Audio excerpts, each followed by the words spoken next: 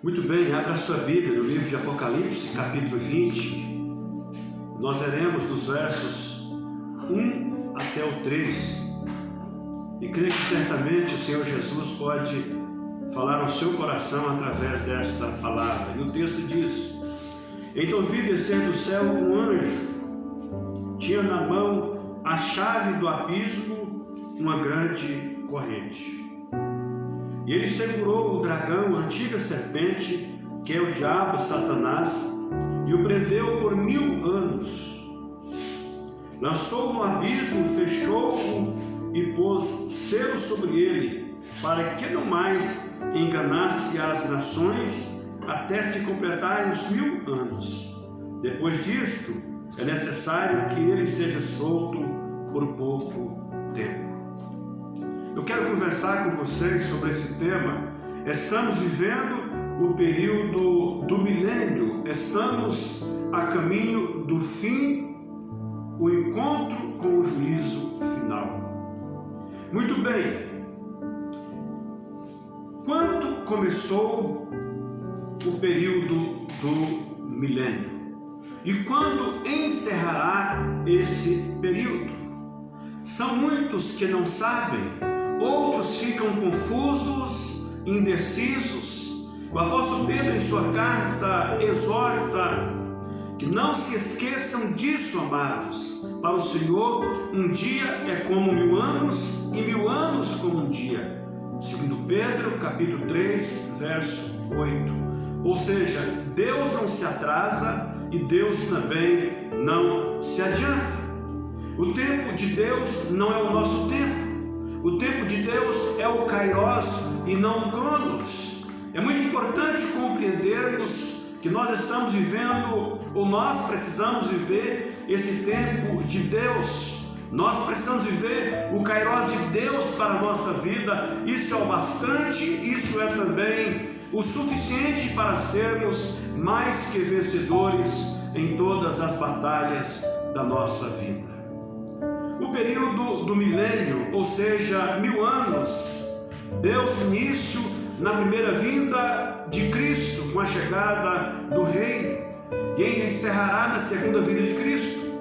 Nós estamos vivendo esse período do milênio, que o já e o ainda não. O Reino de Deus chegou, o Reino de Deus está dentro dos corações que já recebeu Jesus como seu único Senhor e Salvador. O reino de Deus não é físico, o reino de Deus é espiritual. O reino de Deus está dentro de vós, diz Lucas capítulo 17, verso 21. O reino de Deus está dentro do coração dos salvos em Cristo Jesus. Com a primeira vinda de Cristo, muitas coisas então aconteceram no decorrer da história. Vejamos à luz desse texto apenas uma delas, acerca de tudo o que aconteceu. Em primeiro lugar, a prisão de Satanás. Você pode confirmar nesses versos que nós acabamos de ler. Em Apocalipse 9, verso 1 e 11, Apocalipse 11, verso 7, Apocalipse 20, verso 1 e 3, ou 1 a 3, o poço do abismo tem uma tampa, Apocalipse 9, verso 1, que pode ser aberta, diz o verso 2, que pode ser fechada, diz Apocalipse 20, verso 3, que pode ser selada, diz Apocalipse 20, verso 3. Qualquer um estudioso desse texto pode compreender com muita clareza o que eu estou falando. João vê que o anjo tem a chave do abismo e uma grande corrente, diz o verso número 1. O texto aí nos diz que ele prendeu Satanás por 1000 anos, diz o verso 3. O anjo fechou Satanás no abismo até completarem os 1000 anos. Então você que anda desesperado, você que anda frustrado, você que talvez ande decepcionado consigo mesmo, acalme o seu coração, porque o diabo está preso, ele não pode tocar em você. Ele não pode tocar nos selados de Deus, mas envia os seus demônios para roubar-lhe a paz do seu coração, para roubar a comunhão dos irmãos, para roubar a harmonia do seu lar, para roubar a harmonia sua família, mas se a sua esperança, se a sua confiança está no Senhor, você não precisa temer essas ações do diabo. Estamos vivendo o período do milênio. Tudo que João vê é um simbolismo, porque podemos afirmar: um espírito não pode ser amarrado com corrente. Mas o texto diz que desceu do céu um anjo e prendeu Satanás, fechou, selou. Essas são expressões apenas simbólicas que nos declaram a limitação do poder de Satanás. Satanás somente age se Deus permitir. E nós somos informados no texto que Satanás está também limitado em suas ações de 3 formas. O texto fala sobre algemas, o texto fala sobre chave e o texto também fala sobre selo. Com isso, eu e você podemos acalmar o nosso coração, não importa os ventos contrários das circunstâncias adversas da vida que nos encurralam ou que nos cercam por todos os lados. Pois nós somos informados na Bíblia que Satanás, nem no próprio abismo mais profundo do inferno, nem sobre a terra, nem no céu, ele tem poder para agir livremente. Se ele está agindo, é porque Deus permite, e agindo o Senhor, quem impedirá? Quando o Senhor Jesus diz: basta, até aqui, nem um passo a mais, ele é imediatamente obrigado a parar de perseguir, ele é obrigado a parar de tentar os santos. Mas isso significa que a sua autoridade, o seu poder foram restringidos. Ele não pode ir além da ordem dos céus, ele não pode ir além da ordem do Deus Todo-Poderoso, ele não pode mais enganar as nações. Então a evangelização dos povos foi ordenada por Deus, e Deus vai chamar os seus eleitos para a eterna glória. A prisão de Satanás não significa que ele está inativo ou consequentemente fora de cena. Ele está na corrente de Deus, e essa corrente é grande, mas ele é um inimigo limitado, porque ele está no domínio do Deus Todo-Poderoso.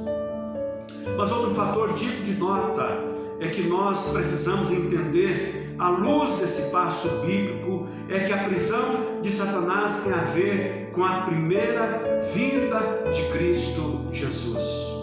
E vários textos bíblicos comprovam isso. Em Mateus capítulo 12, verso 29, em Lucas 10, versos 17 a 18, em João 12, 31 a 32, em Colossenses 2, verso 15, em Hebreus 2, verso 14, em 1 João 3, 8, em Apocalipse 12, versos 5 a 17, confirmam esta verdade. Todos esses textos apontam que a expulsão de Satanás foi resultado, então, da coroação da pessoa do Senhor Jesus. Assim, a amarração de Satanás começou na primeira vinda de Cristo, isso é, que provavelmente o verso 2 nos informa que Jesus segurou o dragão, Jesus segurou a antiga serpente, Jesus segurou o diabo, Jesus segurou Satanás, Jesus o prendeu por 1000 anos.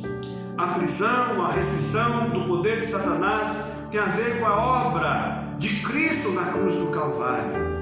Ali, Jesus tranca o inferno. Na ressurreição, Jesus abre a porta da esperança. Na ressurreição, Jesus abre as portas dos céus. Por isso, a esperança para mim e para você hoje e sempre, porque a nossa esperança está nas mãos do Senhor Todo-Poderoso, que venceu a morte e hoje ele está à direita de Deus Pai, intercedendo por nós. E a evangelização das nações é de onde Deus então chama todos os seus eleitos para, em particular com ele, o ide, fazer discípulos em todas as nações. Satanás está restrito em seu poder, no sentido de que ele não pode mais destruir a igreja do Senhor Jesus, que foi comprada pelo sangue do Senhor. que foi selada com o Espírito Santo da promessa. Essa é a garantia dos salvos. O limite da igreja do Senhor Jesus não é a terra, não é o inferno, mas é o céu, é a eterna glória. Satanás não pode impedir que os eleitos de Deus, de todas as nações, recebam o Evangelho e creiam na mensagem do Evangelho e creiam que Jesus é o Senhor para a glória de Deus Pai. Satanás não tem força para impedir a expansão da igreja, o crescimento do reino de Deus entre as nações por meio de um trabalho missionário vivo, e também ativo e também comprometido. E finalmente a igreja é internacional. Ela é representada aqui na terra por mim e por você. A Bíblia diz que nós somos o templo do Espírito. Nós somos a igreja do Senhor Jesus, porque o Espírito de Deus está em nós, o Espírito Santo de Deus habita em nós, o Espírito Santo de Deus está dentro de nós, o reino é espiritual, o reino de Deus é eterno e está dentro de nós, fazemos parte dessa agência do reino de Deus e então não podemos calar os nossos lábios, devemos proclamar a todos que Jesus é o Senhor, que Jesus é o Salvador para a glória de Deus Pai. Ainda que muitos tentam calar a nossa voz aqui na terra, mas ela não será calada diante de Jesus nos céus, porque seremos recompensados pelo Senhor Jesus na eterna glória. Segundo nos informa os versos do número 3, esse pouco tempo da prisão de Satanás retrata o mesmo período da grande tribulação, o abandono do primeiro amor, o abandono da fé cristã por parte de várias pessoas e o reinado também do anticristo. Mas isso acontecerá antes da segunda vinda de Cristo.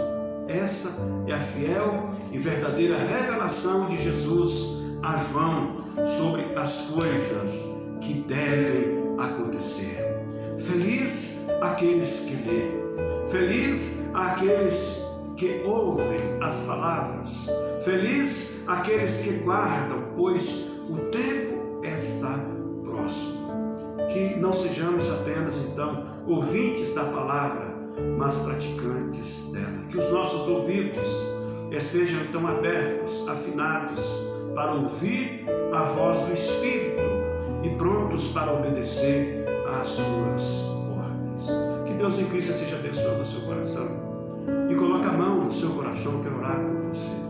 Senhor Jesus, eu me coloco diante da tua presença como apenas o teu servo e quero também neste momento orar pela vida do ouvinte ou da ouvinte que está me ouvindo neste momento. Visita o seu coração, o Senhor conhece as suas lutas, o Senhor conhece as suas incertezas, as suas dúvidas, as suas angústias, talvez a dor que assola a sua alma.